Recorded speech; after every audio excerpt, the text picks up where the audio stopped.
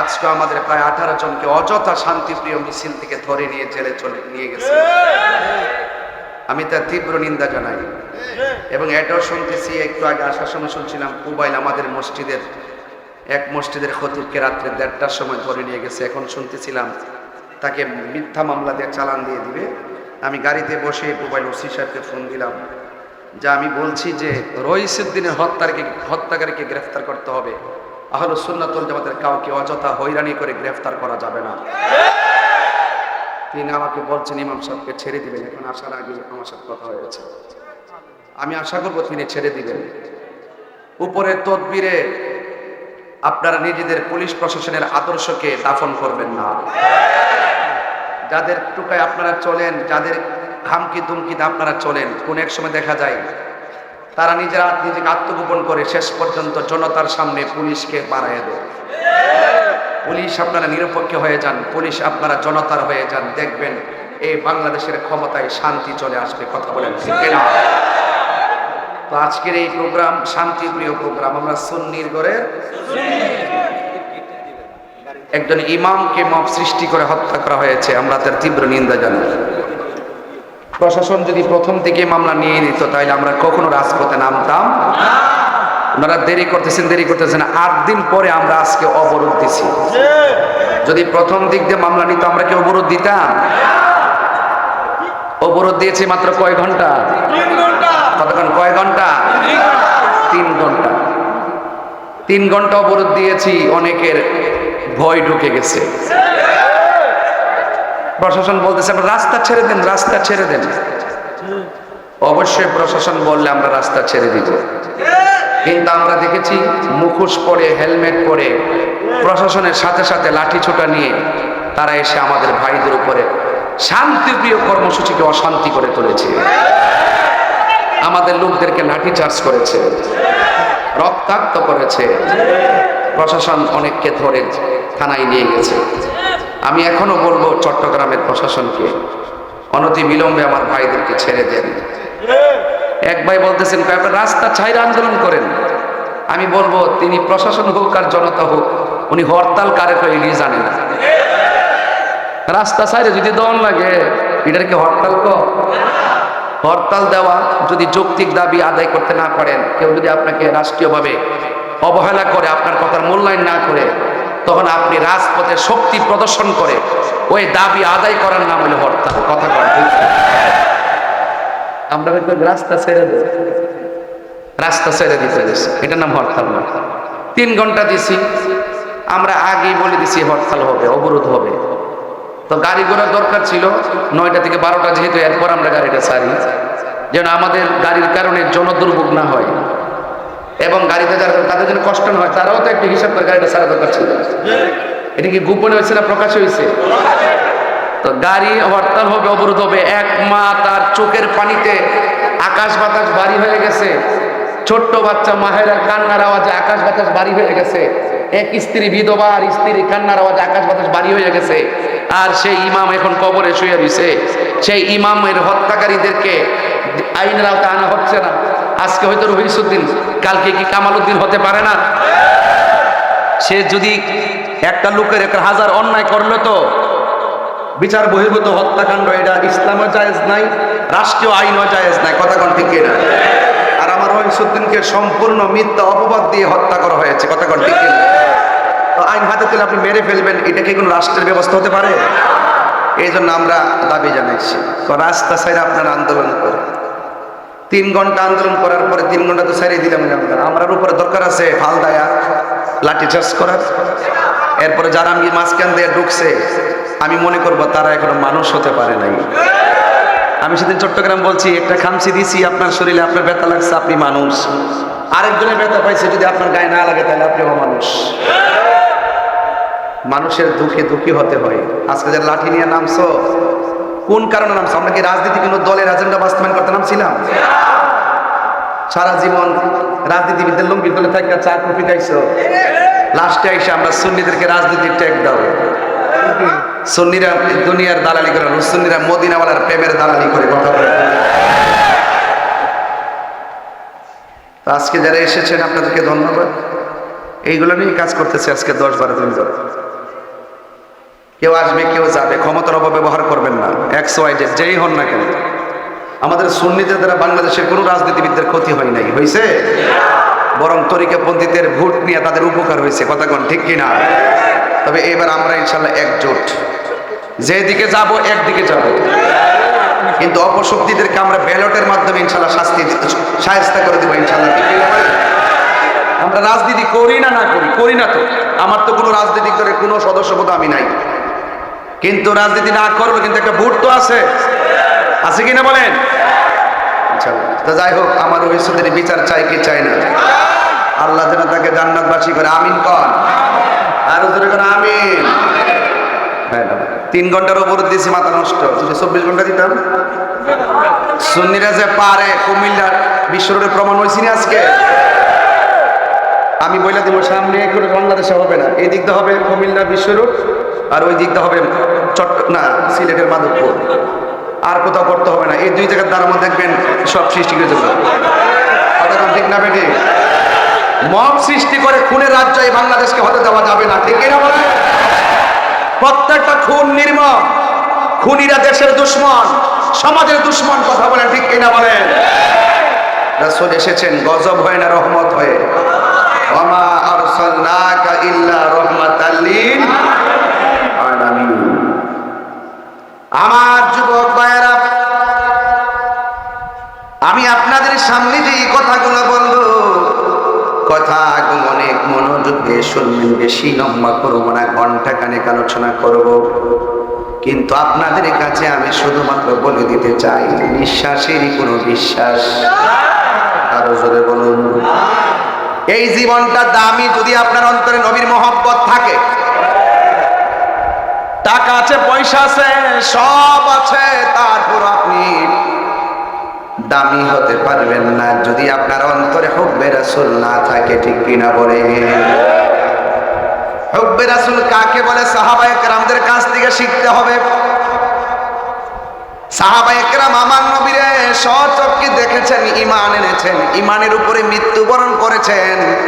নবী বলেছেন নাম তারা নেমে গেছেন, নবী বলেছেন হকের পতাকা ধরো, তারা হকের পতাকা ধরেছেন। আপনারা জবান খুলে বলেন ১৫০০ বছর পরও যদি আমরা এসেছি, দেওরার জমিনে নবীর মহব্বত দেওরাবাসীর অন্তরে আছে না? না, নবীজিকে আমরা দেখি না, না দেখাই নবীর জন্য পাগল।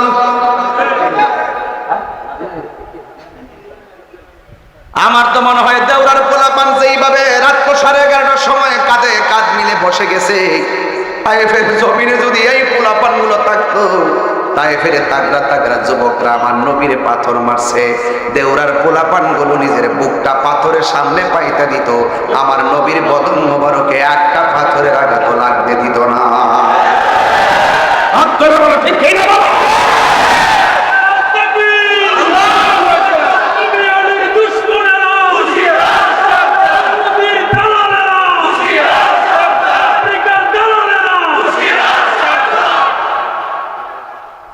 এই জন্য যুবক ভাইরা আমার নবী বলছেন, সাহাবীরা রে, ও সাহাবীরা শুনো, তোমরা আমাকে দেখে দেখে ভালোবাসো, দেখে দেখে জীবন দাও, আমার এমন উম্মত এখনো আসে নাই, তারা আসবে, আমার নাম শুই নাই, তারা পাগল হয়ে যাবে। আমি নবী বলে দিলাম, তাদের সম্মান আমার আল্লাহ মিজানের পাল্লা দিয়ে অনেক বাড়াইয়া দিবে। আল্লাহু আকবার। ওই নবীকে আমরা নিঃস্বার্থে ভালোবাসতে চাই কি চাই না? আরো বড় করে বলো, চাই কি চাই না? এই জন্য যুবক পায়ের মধ্যে হাত দিয়ে বলে দিয়ে যায়, নিঃশ্বাসের কোনো বিশ্বাস নাই। নবীর সাহাবীরা নবীরে কেমন ভাবে ভালোবাসছে শুনে যান।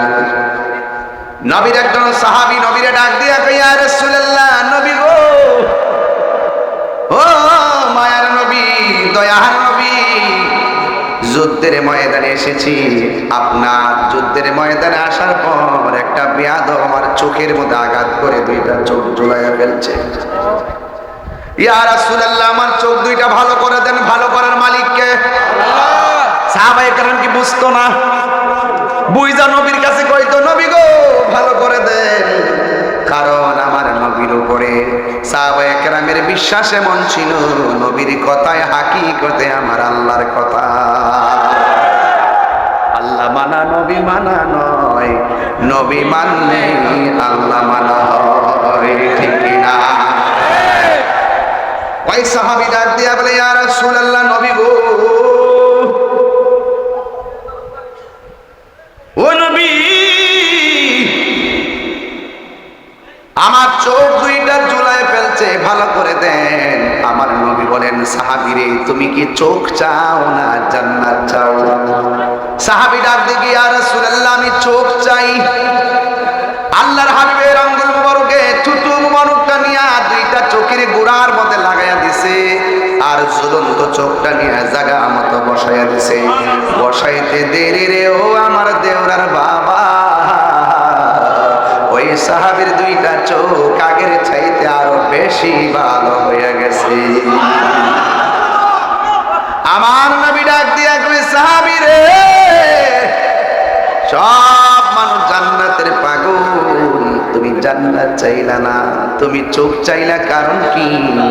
ওই সাহাবী ডাক দিয়ে, ইয়া রাসূলুল্লাহ, আমি জানি যেই সাহাবী আপনার সঙ্গে যুদ্ধ করে, আপনার সঙ্গে যুদ্ধ করতে আসে, আপনার নেতৃত্বে, আপনার পিছনে থাকে, যেই সাহাবী আপনার সঙ্গে নামাজ পড়ে, ইফতার করে, জিহাদ করে, যেই সাহাবী আপনাকে চোখে দেখে দেখে ভালোবাসে, যেই লোকটা আপনার নেতৃত্বে যুদ্ধের ময়দানে এসে চোখের কোরবানি দেয়, আর যেই নবী তার দুইটা চোখ মহব্বতে ভালো করে দেয়, তার জন্য জান্নাত চাওয়া লাগে না, জান্নাত তাকে নেওয়ার জন্য পাগল হয়ে যাবে। আরো বড় করে বলেন আল্লাহু আকবার। তাইলে পরিষ্কার কথা, আমরা নবীর দেখি নাই, কিন্তু নবীর ভালোবাসা আছে না নাই? সমাজের মধ্যে কিছু পাগল আছে, পাগল দেখবেন নামাজ পড়লে পড়ে, না পড়লে নাই। এই পাগলটার সামনে নবীর বিরুদ্ধে একটা কথা বলার ক্ষমতা কাহারও নাই। আমরা পাগলকে পাগল বলিও না, সব পাগল পাগল না, কিছু পাগল এমনও আছে যারা আল্লাহ নবীর প্রেমে দিওয়ানা, ঠিক কিনা? এই জন্য আমার যুবক ভাইরা, আমার মুরব্বী বাবাজিরা, আমার নবী, আপনার নবী রাহমাতুল লিল আলামিন হাবিবে দু জাহান সাল্লাল্লাহু তাআলা আলাইহি ওয়াসাল্লাম বলেন, ও সাহাবীরা রে, ও সাহাবী, তোমরা শোনো, যুদ্ধের ময়দানে যাওয়া লাগবে। আজকে সুন্নিরা যুদ্ধের ময়দানে যাওয়ার সময় এসে গেছে, কথা বলেন। এক রহিসুদ্দিনের রক্ত রাজপথে কথা বলতেছে, কথা বলেন ঠিক কিনা? আল্লামা শহীদুল ইসলাম ফারুকীর রক্ত কথা বলতেছে, কথা বলেন ঠিক কিনা? 1400 বছরের পরেও ইমাম আলী মুকাররম হুসাইন রাদিয়াল্লাহু তাআলা আনহুর কারবালার ময়দানে রক্ত মোবারক কথা বলতেছে, ঠিক কিনা বলে? এই জন্য হকের জন্য রক্ত ঝরালে রক্তের দাম আছে না নাই? আরো যেটা বলে আছে না নাই? আমার নবী ডাক দিয়ে, সাহাবী শোনো শোনো শোনো রে, শোনো, যুদ্ধের ময়দানে তোমার যাওয়া লাগবে। যুদ্ধের ময়দানে যাওয়ার পর তুমি শহীদ হয়ে গেলে তোমার হাতের পতাকাটা এমক সাহাবী নিবে, তোমার হাতের পতাকাটা এমক সাহাবী নিবে। এই কথা বলে আমার নবী 3 জনকে যুদ্ধের ময়দানে প্রেরণ করলেন। নবী যে যুদ্ধের মধ্যে সশরীরে অংশগ্রহণ করেছেন, ওই যুদ্ধের নাম হলো গাজওয়া। আর যে যুদ্ধের মধ্যে আমার নবী সৈন্য প্রেরণ করেছেন, নবী নিজে যায়নি, ওই যুদ্ধগুলোর নাম হলো সারিয়া। হ্যাঁ যুবক ভাইয়েরা, ওই যুদ্ধের ময়দানে আমার নবী সাহাবায়ে কেরামকে পাঠালেন। এবার ইন দি মিন টাইমে সাহাবায়ে কেরামের মধ্যে প্রথম যে সাহাবী তার হাতের মধ্যে তলোয়ারটা নিলেন, যার নাম হলো আব্দুল্লাহ ইবনে রাওয়াহা।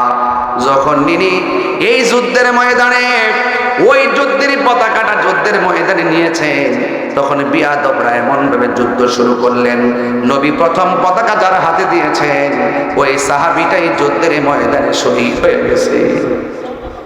এবার দেখেন আমার নবী গায়েবের খবর, আরো ধরে গায়েবের খবর, গায়েবের খবর।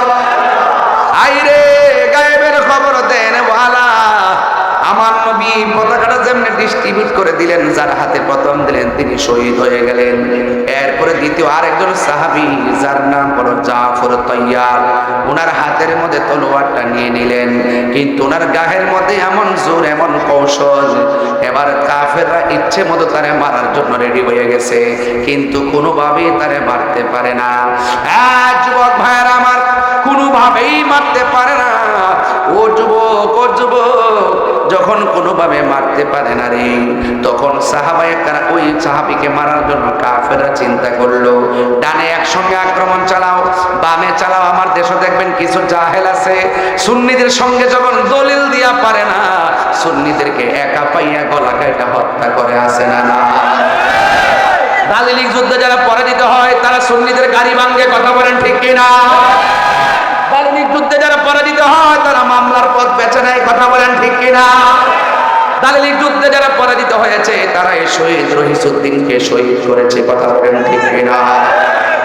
এই জন্য সুন্নিরা দলিলের যুদ্ধে জীবন দিতে রাজি, কিন্তু ঈমান দিতে রাজি না। হায় রে ও বরুণার বন্ধু, ও আমার দেওরার বাবা, কি দিয়ে ওয়াজ বুঝাবো? ওই সাহাবী এমন সময় যুদ্ধ করে গো, রহিসের রক্ত দেইকা কোটি কোটি রহিসের চেতনা জাগ্রত হয়েছে কি হয় নাই? ওই আব্দুল্লাহ ইবনে রাওয়াহকে যখন শহীদ করে দিল, তখন ওই জাফর গায়ের মধ্যে একটা চেতনা ফিরে আসলো, আমার ভাইয়ের রক্ত বৃথা যেতে দিব না, কথা বলেন ঠিক কিনা? দিয়েছি তো রক্ত, আমার ভাইয়ের রক্ত, নীরব না বিপ্লব, তুমি কে আমি কে? জাফর গায়ের মধ্যে একটা পাওয়ার আছে না না? মনে রাখবেন, দেয়ালে যখন পিঠ ঠেকে যায়, হাত তখন তলোয়ার হয়ে যায়। অনেকে বলেন তাহির হুজুর একটু উস্কানি দিয়ে কথা বলে, তাহির হুজুর একটু ধমক দিয়ে কথা কয়, গালাগালি। আমি কি গালাগালি করি? আমার মুখে জীবনে গালি শুনছেন? একবার বলছে, দালিলিক যুদ্ধে যারা পরাজিত হওয়ার ভয়, তারাই মানুষকে হত্যা করার পথ বেছে নেয়। সংখ্যায় ৭২ জন হইতে পারে, বিজয় ৭২ হয়েছে। এটা দেওয়ার মাহফিল, এটা ইয়াজিদের কাফেলা নয়, এটা হুসাইনের কাফেলা। ঠিক ঠিক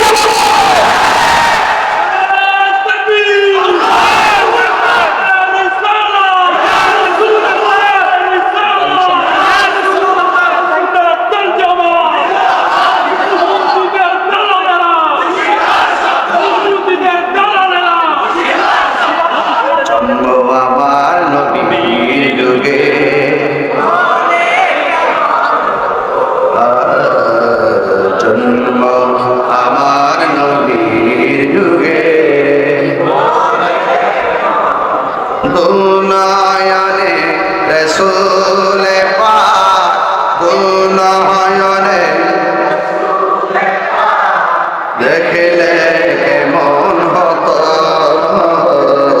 জন্ম আমার নবীর যুগে, আসিত বেশে হযরতে বেলালের মধুর আযান, সেই আযানের ছিল এমন প্রেম মুগ্ধ রহমান। আসিত ভেসে হযরতে বেলালের মধুর আযান, সেই আযানে ছিল এমন প্রেম মুগ্ধ রহমান। দয়াল নবীর পিছে নামাজ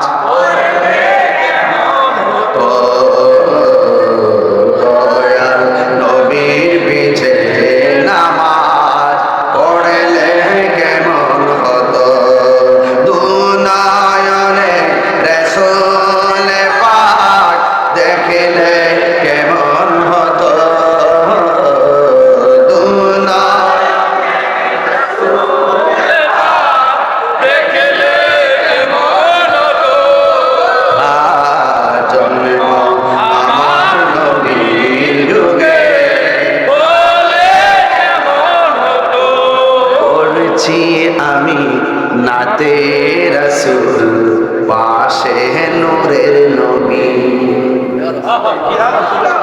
আমার নবী যে হাজার নাজের বিশ্বাস করেননি?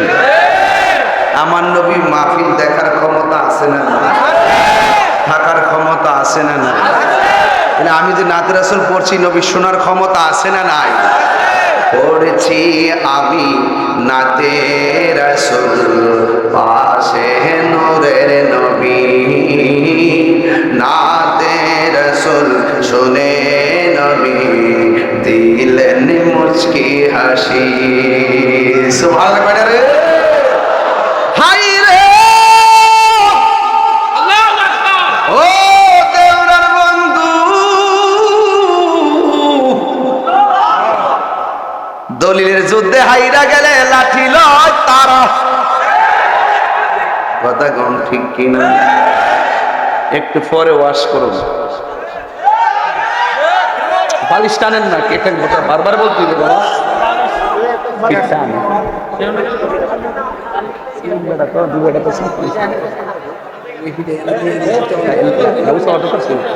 কি কষ্ট হচ্ছে আপনাদের? আমি এমনি টানি, আমার পিছে টানি, এই জন্য আমি পারতাছি না। যেটা বালিশ আনেন আল্লাহ রাস্তা দিন না, জীবনও না, প্রশ্নই আসে না, প্রশ্নই আসে না।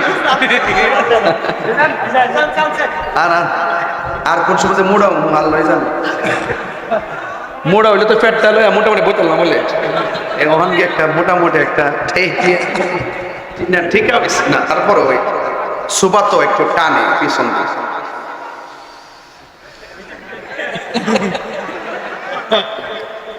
আমার যুবক ভাইয়েরা, হাই রে, ডান দিক দিয়ে আক্রমণ করলো, বাম দিক দিয়ে আক্রমণ করলো পারে, কিন্তু বিয়াদবরা চতুর্দিকে আক্রমণ শুরু করলো। যখন আক্রমণ শুরু করলো, একটা বিয়াদব ডান হাতের মধ্যে একটা কূপ মারছে পরে অর্ধেকটা হাত কাইটা গেছে, ভারী তলোয়ারটা মাটিতে পড়ে গেছে। আল্লাহু আকবার বলে কেন? যেই মাত্র পড়ে গেছে, অর্ধেক হাত কাইটা গেলে হাতে কি জোর পাওয়া যায়? ওই তলোয়ারটারে বাম হাতের মধ্যে লইয়া যুদ্ধ শুরু করে দিছে। এবার ডান হাতটা এমনি নড়তেছে, অসুবিধা হইতেছে। কেমন পাগল জানেন রে বাবা, ওই সাহাবীর হাতটা যখন নড়াচড়া করে, পায়ের নিচে হাতটা ফালাইয়া টান্দা হাতটারে ছিঁড়ে ফালাইছে।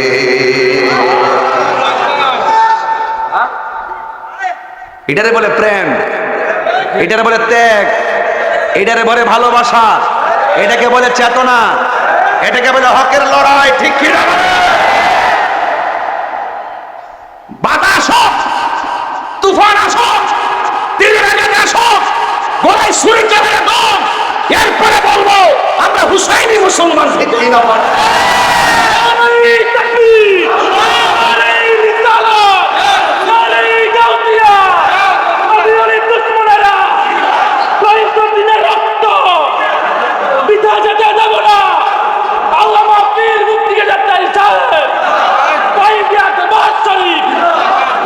আমরা রক্ত দিতে চাই কি চাই না? অন্যায়ের জন্য না ন্যায়ের জন্য? হককে প্রতিষ্ঠা করার জন্য রক্ত দিতে চাই কি চাই না? যখনই একদল চেয়েছিল যে ইসলামকে শেষ করে দিবে, তখন বদর হয়েছে। যখন চেয়েছে ইসলামকে শেষ করে দিবে, তখন উহুদ হয়েছে। যখন চেয়েছিল ইসলামকে শেষ করে দিবে, তখন হুনাইন হয়েছে। যখন ইসলামকে শেষ করে দিবে, তখন খন্দক হয়েছে। ইসলামকে শেষ করে দিবে, তখন তায়েফ হয়েছে। ইসলাম শেষ করে দিবে, কারওয়ান হয়েছে। অনেকে চাচ্ছে হককে দাফন করতে গিয়ে ওই সুন্নিদের গলা থেকে রক্ত ঝরিয়েছে।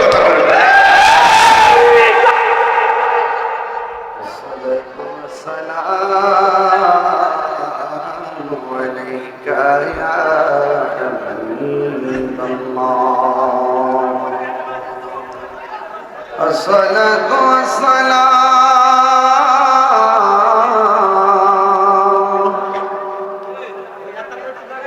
عليك يا شفيع المذنبين.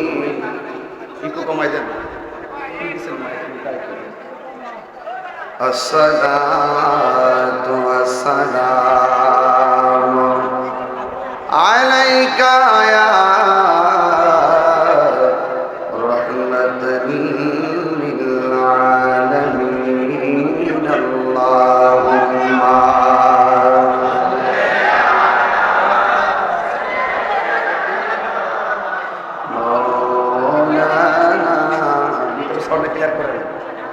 وعلى آل سيدنا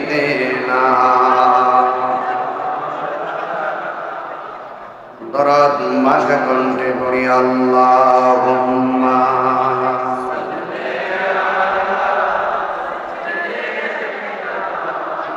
মনে করে সাউন্ড তুলে দেন وعلى آل سيدنا মিক্সারটা বন্ধ করো لا إله إلا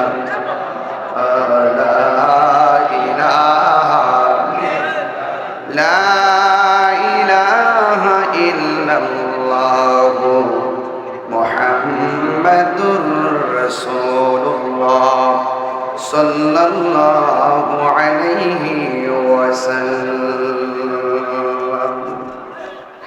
উপস্থিত দেওরা দক্ষিণ পাড়া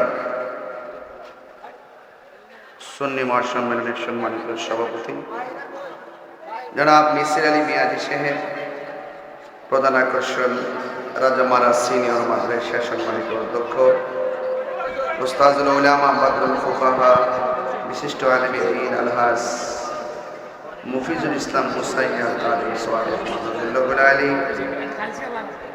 বিশেষ আকর্ষণ রাজামারা সিনিয়র মাদ্রাসা আরবি প্রভাষক আল্লামা মুফতি জহুরুল ইসলাম জাবিরি সাহেব, মৌলানা মুফতি মুবারক হোসেন আল কাদরি সাহেব, মৌলানা ফজলুর রহমান সাহেব, মুফতি ইমরান বিন নুরি সাহেব, মৌলানা আব্দুল লতিফ সাহেব, মৌলানা জুবাইর রহমান আনসারী সাহেব, ওয়া মুবাল্লিগিন উলামায়ে কিরাম, উলামায়ে আহলুস সুন্নাহ। যে আল্লাহ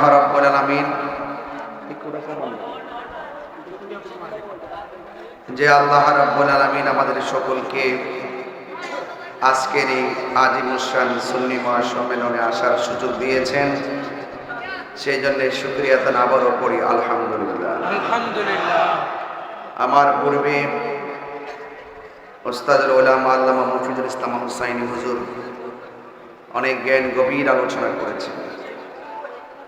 হাজার হাজার মানুষ, আপনারা জানেন একটি ক্রান্তিকাল আহলুস সুন্নাত ওয়াল জামাতের চলতেছে, সেই জায়গা থেকে ছাড়া অনেক পেরেশানিতে আছি।